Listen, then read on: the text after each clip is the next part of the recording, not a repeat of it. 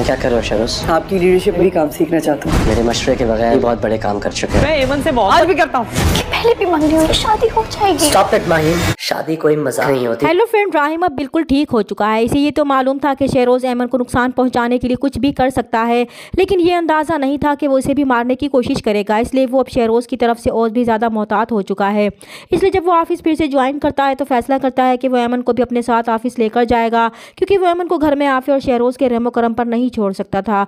और फिर वो ये भी चाहता है कि एमन को वो सब कुछ याद आ जाए जो वो भूल चुकी है, क्योंकि एमन ने अभी तक राहिम को नहीं बताया था कि इसकी याददाश्त वापस आ चुकी है और वो सिर्फ शहरोज़ से राहिम की जान की ज़मानत में खामोश थी। राहिम एमन को अपने साथ लेकर ऑफिस जाता है तो एमन राहिम से सवाल करती है कि क्या वो यहाँ पर काम करती थी, तो राहिम उसे अपने साथ पूरा होटल दिखाएगा और बताएगा कि वो इस होटल में बतौर वेट्रेस काम करती थी, लेकिन अब वो यहाँ की मालकिन बन चुकी है। तो एमन को भी वो सब कुछ याद आ जाता है और फिर राहिम एमन का हाथ पकड़कर उसे अपना ऑफिस दिखाने के लिए जैसे ही ऑफिस का दरवाज़ा खोलता है तो अपनी चेयर पर शहरोज़ को बैठा देखकर उसे बहुत गुस्सा आता है। वो शहरोज़ से कहता है कि वो यहाँ पर क्या कर रहा है। तभी शहरोज़ उसे जवाब देता है कि ऑफिस तो उसने पहले ही ज्वाइन कर लिया था, लेकिन अब वो चाहता है कि उनकी लीडरशिप में वो काम सीख सके। तो ये सुनकर राहिम शहरोज़ को जवाब देगा कि वो पहले ही इसके मशवरे के बगैर बहुत बड़े बड़े काम कर चुका है, इसलिए वो इसे बेवकूफ़ बनाने की कोशिश ना करे।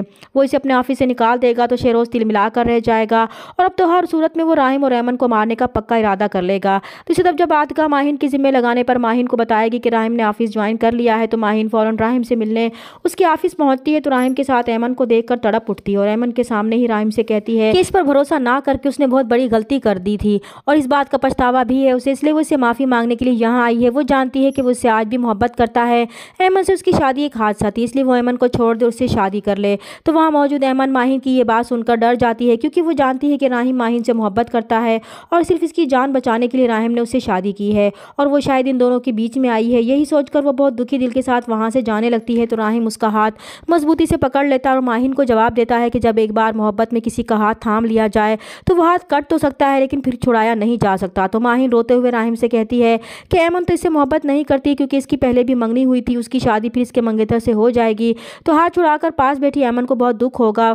जबकि राहिम को माहिन की ये बात सुनकर बहुत गुस्सा आता है। वो माहिन को जवाब देता है कि शादी कोई मजाक नहीं होती जिसे आप जब चाहें कर लें, जब चाहें तोड़ दें। तो राहिम की ये बात सुनकर माहिन रोते हुए वहाँ से चली जाती है। तो एमन को भी राहिम की मोहब्बत पर यकीन आ जाता है और उसके दिल को तसल्ली मिलती है कि राहिम कभी भी उसका साथ नहीं छोड़ेगा। जबकि दूसरी तरफ जमाल अपनी सज़ा ख़त्म होने का इंतज़ार कर रहा है और अपनी माँ से कहता है कि वो छूटने के बाद एमन को हासिल करके रहेगा, क्योंकि वो उसकी मंगेतर है। तो उसकी माँ जमाल को समझाने की कोशिश करती हैं कि अब एमन की शादी हो चुकी है तो वो भी ये जिद छोड़ दे, लेकिन जमाल अपनी माँ को जवाब देगा कि वो पहले भी एमन से मोहब्बत करता था और आज भी करता है, तो फिर एमन को भूलने का तो सवाल ही पैदा नहीं होता। इस तरह अब राहिम और एमन की ज़िंदगी में मुश्किलात और भी बढ़ने वाली हैं। चैनल पर नए तो प्लीज़ चैनल को सब्सक्राइब कर दें। मिलते हैं नेक्स्ट वीडियो में, तब तक के लिए अल्लाह हाफिज़।